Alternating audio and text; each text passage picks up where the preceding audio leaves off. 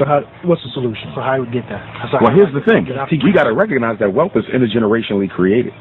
Most people who get rich don't get rich in a lifetime. Oprah, that's once in a while. Bill Gates, that's once in a while. Most people are intergenerational wealth. That means what? That if black people want to catch up, we have to start saving wealth and passing it to the next generation. Our biggest problem ain't that we're splurging. Is that every time we splurge, we're stealing from our descendants. You're giving them no inheritance to get started with. But the white child, they're starting out $100,000 plus, $1 million plus. And I think we have to become more strategic in the way that we do our health plan, as well as our life insurance plans. Because what I'm learning with a lot of these white folks, a lot of them are getting their first, what you want to call a shock of wealth through the life insurance policy of their parents. We talk about that too. Yeah, the life insurance policy. Yeah, so there's so many different strategies towards wealth that we're not even thinking about because black people, our selfishness, it's also based on our, what you want to call it, emergency consciousness, survival instinct. We're only worrying about our life. We do not think about those who come after us. Now, you got to realize now, when we got out of slavery, white folks been already building wealth for a couple centuries. Right. We started behind the 8 ball. Okay? So you got to play catch up. How do you catch up with somebody who's 100 yards in front of you? You have to run faster than they are. Right. That means we have to sacrifice our spending habits more than everyone else in order to catch up. How does a people who are at the bottom waste money more than people who are at the top?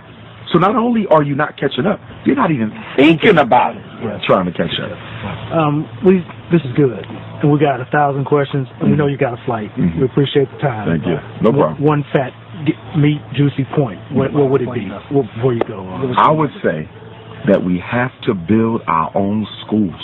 Everything we're talking about, the only way it becomes normalized, the only way it becomes a part of the collective black consciousness is if the children are raised with it as a group. Remember, all progress is group work. It's teamwork. That means we need all the children in Jackson to be taught the principles of financial empowerment. All the children of Jackson to be taught how to eat healthy.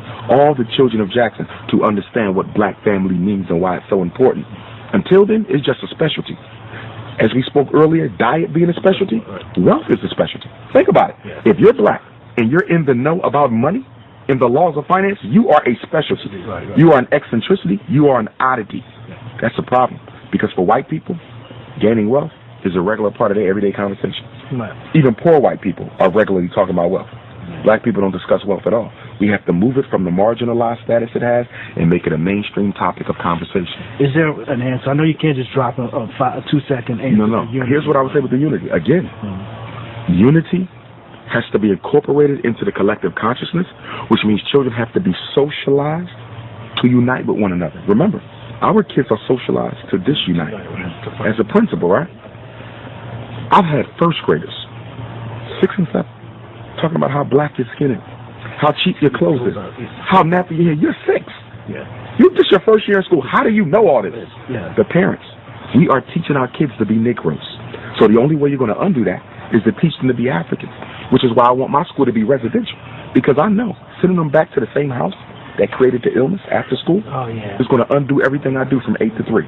You got the kids for 16 hours. I got them for 8. I can't win because the brain is the creature of repetition. Whoever gets to this the most will rule it. What did Adolf Hitler say? Come up with a lie, keep on telling the lie, be consistent with it. It ain't got to be the truth. But the brain cannot resist the temptation to believe something that is regularly presented before it. Repetition wins.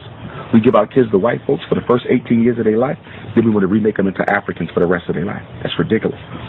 The formidable years of conditioning is birth to 12. The formidable years of conditioning is birth to 12. We give that to white people. And then when they turn 21, they already have habituated. They already have a personality. They already got hard habits. And now we want to re-Africanize them. Who does that? What people have ever gotten free, giving the best years of their children to their oppressor, the manipulator?